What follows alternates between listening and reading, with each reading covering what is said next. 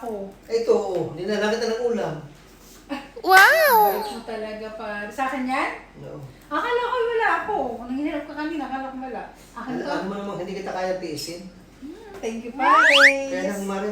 Pangulam ko na ito bukas. May ulam na ako. Ibaba mo muna yan. Thank you pare ha. Thank you sa ulam. Bakit kasi ayaw mo pa akong sagutin? At tagal ko na naliligaw sa iyo. Pare naman. 3 taon ka ng balo.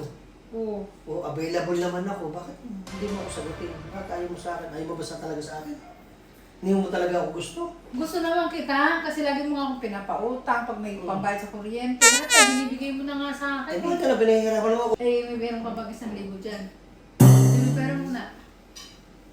May parcel kasi ako pare bukas. Parcel kasi ako bukas eh. May babayaran ako bukas. Baka lang may 1,000 na pera muna ako 1,000. Ako bayad sa parcel bukas. Baka may 1,000 ka dyan. Uy!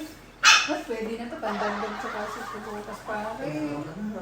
Talaga ikaw? Ay, Ang bait mo talaga pare.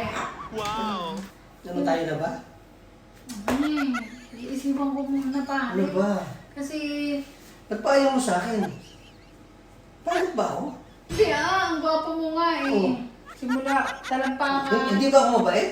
Ang bait mo din. Oo. Ano problema? Ang bait mo din, napautang mo ako lagi, walang bayad. Bakit ayaw mo akong tanggapin? Ang gwapo mo nga pare, simula talampakan, hanggang tiyan, hanggang dito.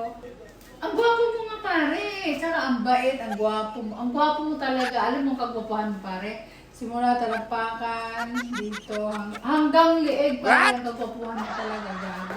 Tsaka sobrang bait mo sa akin. Hanggang liig, ba't hindi mo pa nilampas? Ano ba to? Ang lieg nga eh. Ba't ka tumatawa? Hindi ako Hindi naman ako ah, di ba? Di ba ang pogi mo, di ba? Oh.